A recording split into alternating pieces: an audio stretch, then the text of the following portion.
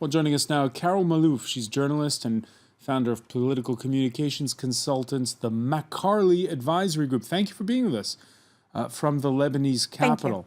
What's the mood in Beirut right now? Well, people were quite scared last night after the news came out from Syria that Israel has actually hit 3 targets in one. First, they've attacked Hezbollah. They've attacked the Iranian Revolutionary Guard on Syrian soil. So this comes as escalations rise in Syria between, Hezbollah is currently supporting the Syrian regime. So our northern border is quite tense, and people were worried that the southern border with Israel would actually be as tense. So the mood was, people were quite scared. However, sources in Hezbollah or close to Hezbollah have come out yesterday saying that there will be no retaliation, or there won't be a quick response from the Lebanese border against Israel, but that they will be retaliating in the future in their own way, as they always say. All right, so no quick response. We'll pick up on that in a moment. But first of all, what are the theories? Why the attack? First, as I've said, we know that the Hezbollah are the allies of the Syrian regime, the Bashar regime, and the Iranian Revolutionary Guard, who are also overseeing most of the operations in Syria and in Iraq as well. So there was stretching the Lebanese border, the Hezbollah border from southern Lebanon to the Golan Heights is definitely of major concern to the Israelis. So, and we know that the Golan Heights border between Syria and Israel was quiet for 40 years since the Armistice Agreement of 1973. So movement on that front might come as a surprise to Israel.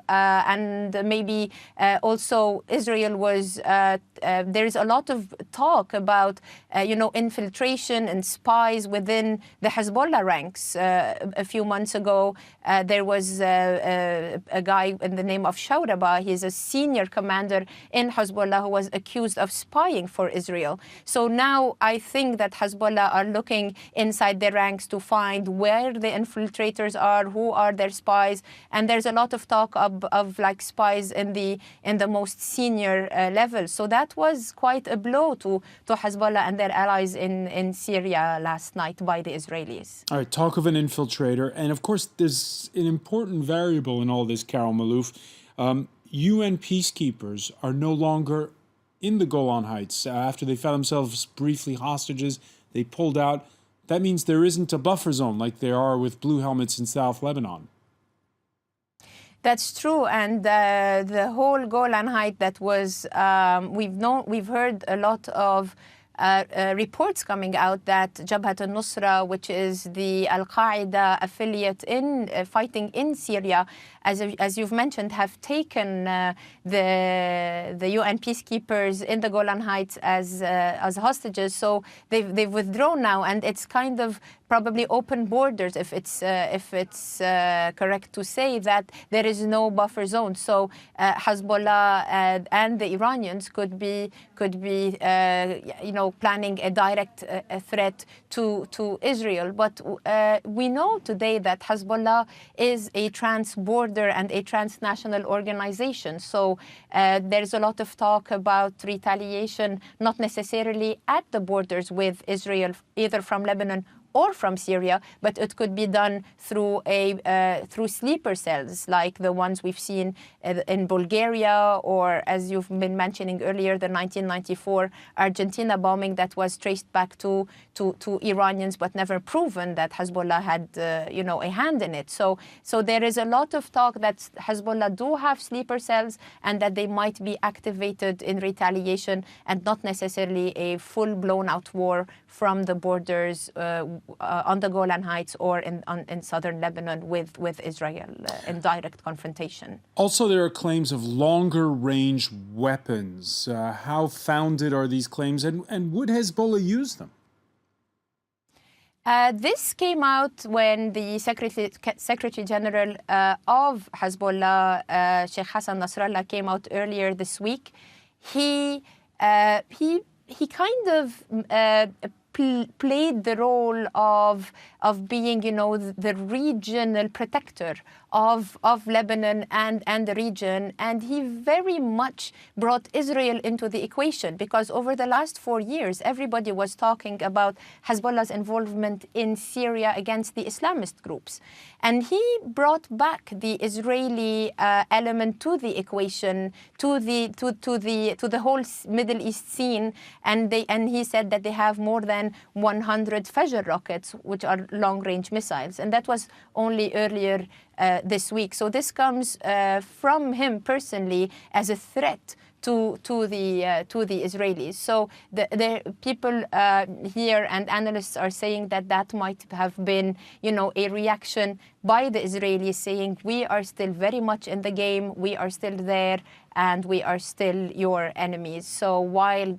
Hezbollah is busy with the Islamists in Syria, they still have their southern enemy to worry about. And I have to say, they have cultivated quite a lot of enemies over the last few years. And there's, of course, one more variable which we have to mention. There's a snap election being prepared right now in Israel. How do the Lebanese feel whenever there's a campaign going on in Israel? You know, I mean, there's always there was the 1996 bombing, the Grapes of Wrath, as it was called, under Shimon Peres, and that Israel was still occupying Lebanon, southern Lebanon by then.